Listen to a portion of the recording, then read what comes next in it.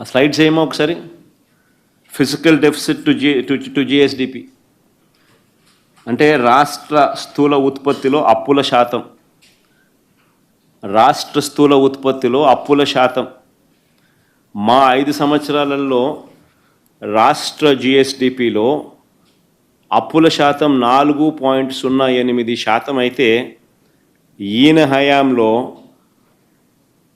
2024-25 ఈయన ఒక్క సంవత్సరం హయాంలో రాష్ట్ర జిఎస్డిపిలో రాష్ట్ర స్థూల ఉత్పత్తిలో అప్పుల శాతం 5.12%.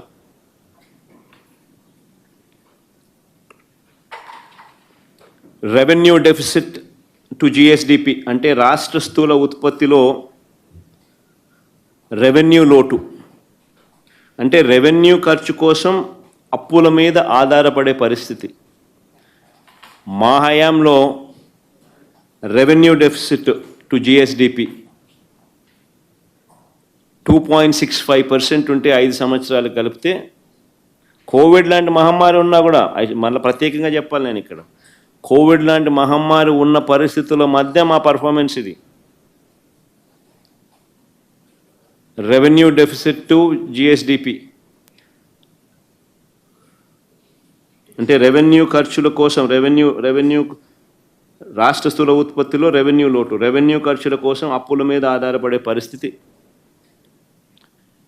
2.65% మా హయాంలో ఉంటే 3.61% చంద్రబాబు నాయుడు గారి 2024-25లో రెవెన్యూ డెఫిసిట్ టు జిఎస్డిపి.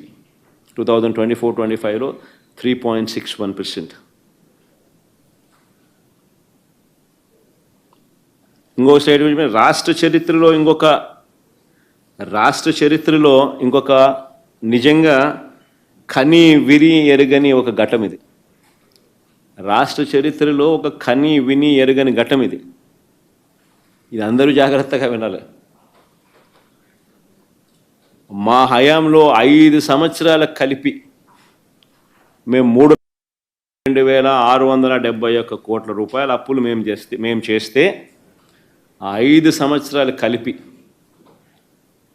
3,32,671 కోట్ల రూపాయల అప్పులు మేము చేస్తే, అంటే దీంట్లో రాష్ట్రానికి సంబంధించిన డైరెక్ట్ గవర్నమెంట్ అప్పు కానివ్వండి,